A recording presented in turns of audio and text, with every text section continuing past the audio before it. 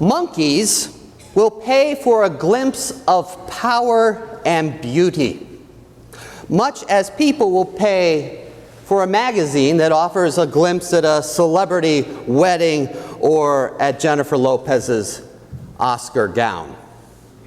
This is from the Wall Street Journal. In the study called Monkeys Pay Per View, neuroscientists at Duke University discovered that rhesus monkeys will give up a portion of hard-earned perks for a peek at pictures of dominant leaders and lovely females in their troop. But they won't pony up to look at faces of subordinate simians. Instead of money, the simian unit of currency is cherry juice, a treat that scientists use to reward monkeys in the laboratory for doing tasks. Monkeys assigned the photos a precise value in swigs of the sweet fluid. How beautiful you are, my darling. Oh, how beautiful. Every 3 years, we take our senior high on a retreat. It's called Birds, Bees, and Beasts. And the subject is sexuality. And one of the many, many things we talk about is, why do we think and feel like we do? The truth is, we are programmed to respond to beauty. It's in our wiring. It's part of our nature. But of course, one of the great sins of the church has been to take sexuality and sexual attraction and turn it into a taboo subject, something not to be discussed, something base, something almost evil, something that somehow can detract from a life in faith. We weren't, of course, the first to do this. The people Jesus often found himself at odds with, folks who were consumed with cleanliness laws because they were trying to be perfect before God, were masters at avoiding the subject or trying to keep it under tight wraps. One of the groups was called the blind Pharisees, or as everyone else called them, the bruised and bleeding Pharisees, because these guys, rather than walk down the street and perhaps be tempted by the sight of a woman, would close their eyes and walk down the street and run into stuff. Hence their nickname. But Jesus points out, they're like whitewashed tombs, all shiny on the outside, but inside full of rotting bones. They aren't like those monkeys giving up a swig of sweet cherry juice to see a picture of monkey beauty, but they sure are dreaming of what it would be like to see human beauty. And what makes this historical tendency for people of faith to try and shun the physical so bizarre is right here in the middle of our Bible. We have a love poem. Well, in most Bibles. You might have heard me tell that in my Baptist Sunday school growing up, we had Bibles that did not have Song of Solomon, Song of Songs in them. The story of the prophet Samuel hacking to pieces the defenseless enemy king Agag, that story was in there. The story of Jacob's sons having an entire city submit to being circumcised, the men, so that the prince of that city could marry their sister, Jacob's daughter Dinah, only to turn around a few hours later and rush into the city and kill all of them while they were too much in pain to defend themselves. That story was in there. Psalm 137, verse 9, happy are they who seize your infants and dash them against the rocks. That was in those Bibles, but this book wasn't in there because this book was dangerous. Dangerous.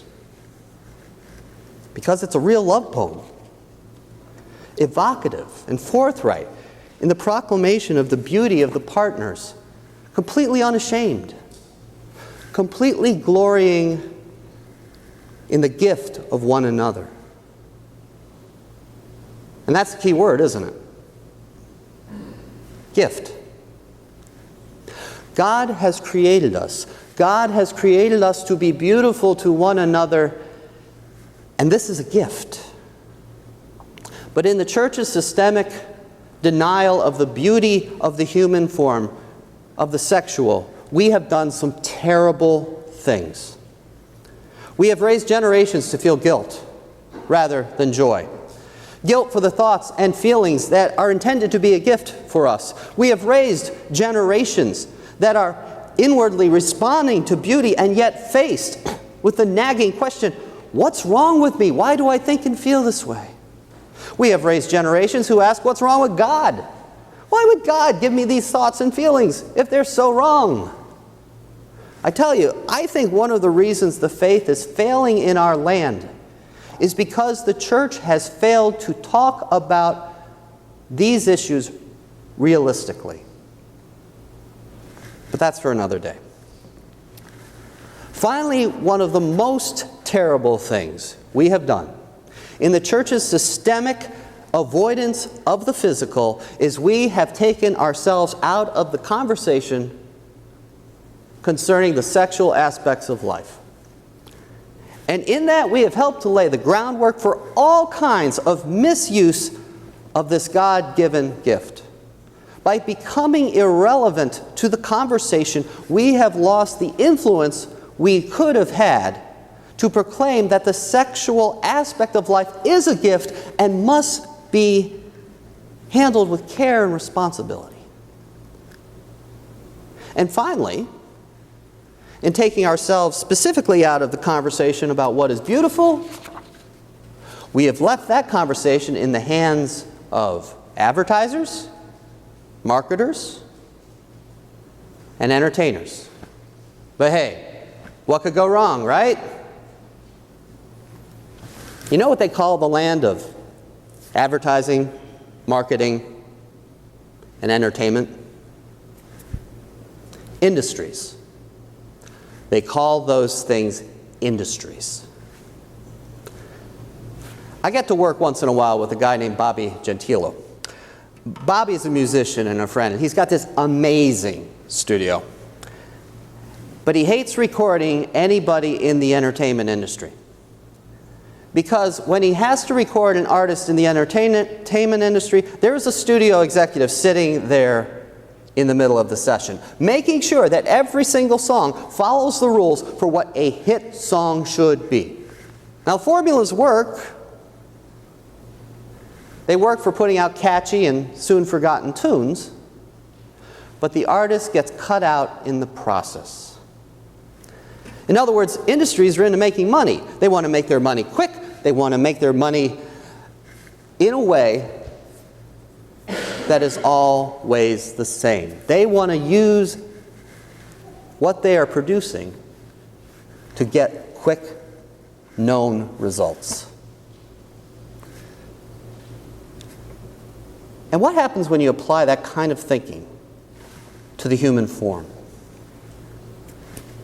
You get the strangulated, unattainable images of models, male and female, enhanced by Photoshop. Folks that are practically computer generated, made to fit the industry standard of what a model should look like, setting a standard that for most of the population is genetically unattainable and very unhealthy. I'm a big fan of fitness, not that you could tell that by looking at me. But these are not images of fitness. These are images that are destructive, especially to our young people who look at these things and think that somehow they're supposed to look like that. And all of this simply ignores the fact that when we ask the question, what is beautiful? Well, the answer is different for different cultures and individuals. We don't all find the same things beautiful, at least on a level, individually or culturally. You want some fun? Hey, go on the internet. I wish I could show you this, but go on the internet and look up works of art photoshopped.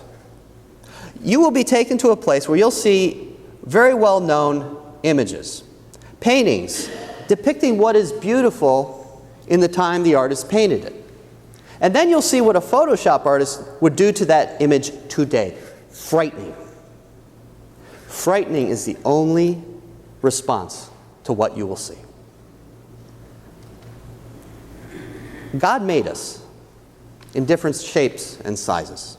God has not categorized one body type or one kind of person as beautiful. God has created us as vessels of the Spirit, as children of the Creator, as beautiful. And when we say only one kind of body type is beautiful or one kind of person is beautiful, we don't just insult everyone here on the planet who isn't in that body type. We insult the Creator who so artistically has put us together. We are programmed to respond to beauty, I think, partly because God is beautiful.